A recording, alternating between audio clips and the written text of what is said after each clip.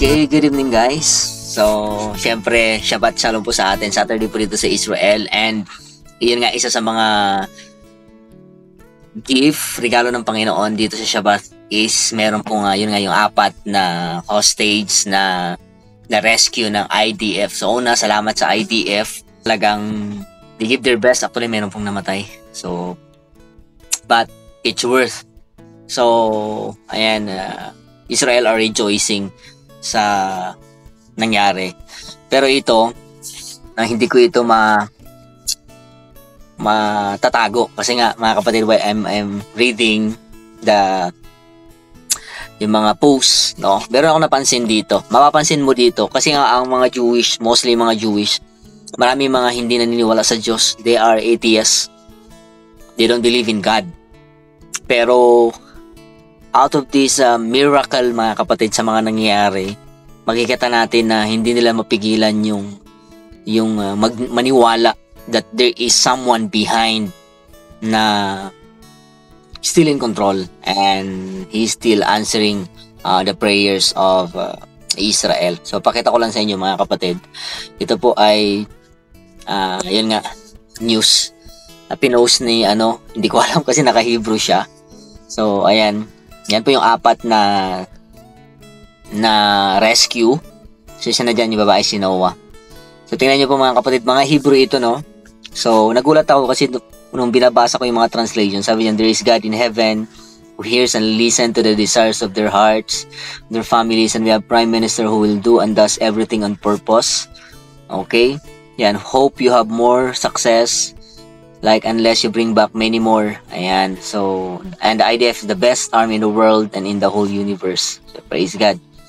Ayan. So, sabi niya, wow, perfect. What a lineup for the Shabbat. Bless the IDF soldiers. Ayan. And the kidnap who return home. Thanks to you. You held so exciting. Okay. So, yeah, may His name be blessed. What a good news. Okay. Ayan.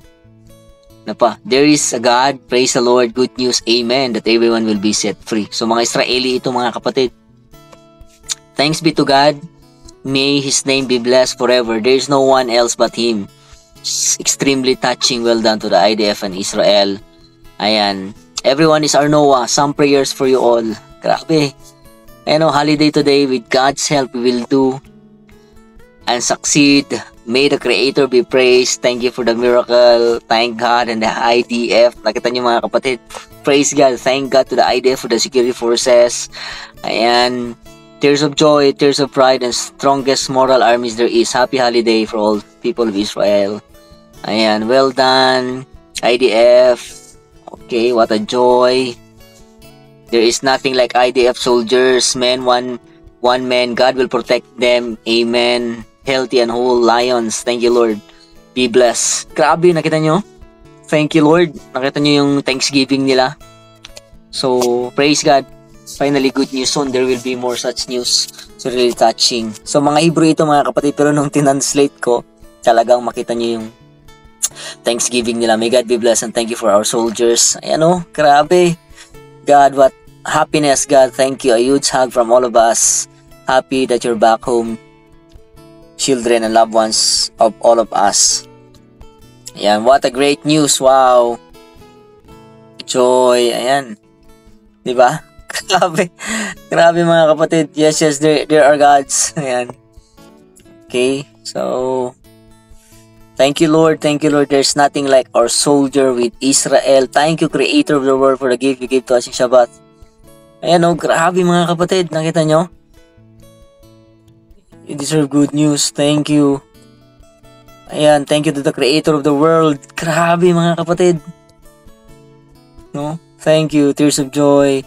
Scream of joy. Thank you, the Creator of the world. Ayan. There is God and well done, mga kapatid. Nakita nyo? Grabe. No? Nakita nyo, mga kapatid? So, out of these challenges, and meron nangyari ngayon, and it gave them joy in their heart to thank God. So, I hope magtuloy-tuloy, mga kapatid. And syempre, we're still praying for Israel na maligtas talaga sila. And masalaw nilang makilala na talagang totoo na merong Diyos, mga kapatid. Anyway, yan lang. To God be the glory. Bye-bye.